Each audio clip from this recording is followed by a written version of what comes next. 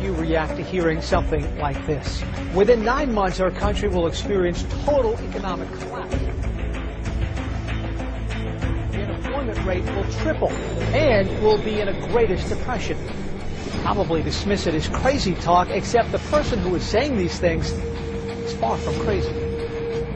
It would be easy to dismiss Gerald Celente as a nut. We're going to Call him a nut.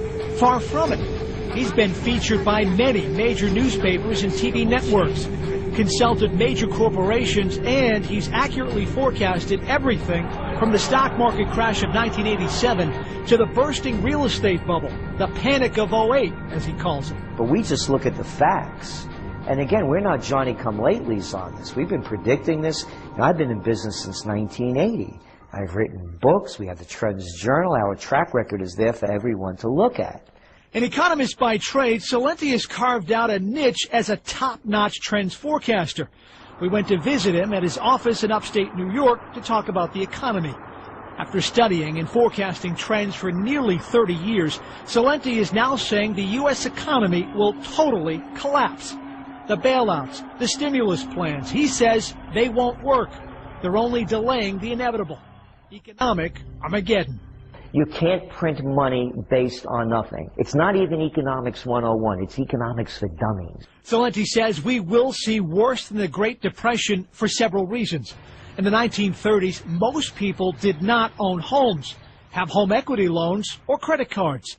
As a nation, we were the world's manufacturing engine. The nation had a trade and budget surplus, not trillions of dollars of debt. So we're going into the greatest depression, and it's going to be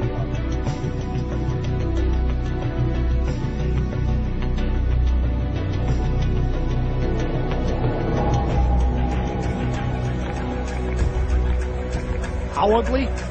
Massive unemployment, bank holidays, ghost malls, civil unrest, food riots, and a tax revolution by 2012. 2 years. There is a timeline. That's all you've got.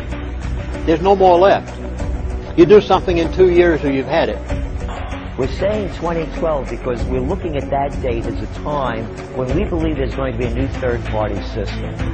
There's going to be a time when all good men finally realize that now is the time to come to the aid of the country. So we're seeing that as the greatest. Because I have been told by the elite that we have 2 years. And they said at the end of 2 years you will be so poor. Now they have this plan. Inflation, devaluation of the dollar, all of these things. He said within 2 years' time you'll be so poor you will not have the ability to rise up against the elite. It may be earlier, it may be a little later. Celente may be unsure about the exact time for the tax revolution, but he is certain about the impending collapse of our economy. In November of '08, we took out the domain name, the collapse of '09. Do you feel more sure about this than anything you've ever forecasted? Yes. As sure as our most assured forecast. Absolutely. If you want to have a meeting somewhere, you want to go to a rally, you won't have the money to buy the airline ticket. You won't be able to do the things you want because they will have made you that poor.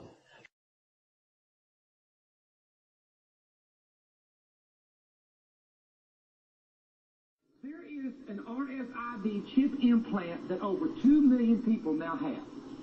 And it is implanted in one or two places. Most people have it implanted right between the thumb and the pointing finger in this area here. But you can also see where it's implanted here. It's the size of a piece of rice. Information, all this information about your history, your medical history, your Social Security card, all of that can be put very quickly on this chip. Now, I want to tell you a story that's a little hairy, and I want you to prepare yourself for this because this is a little bit hairy.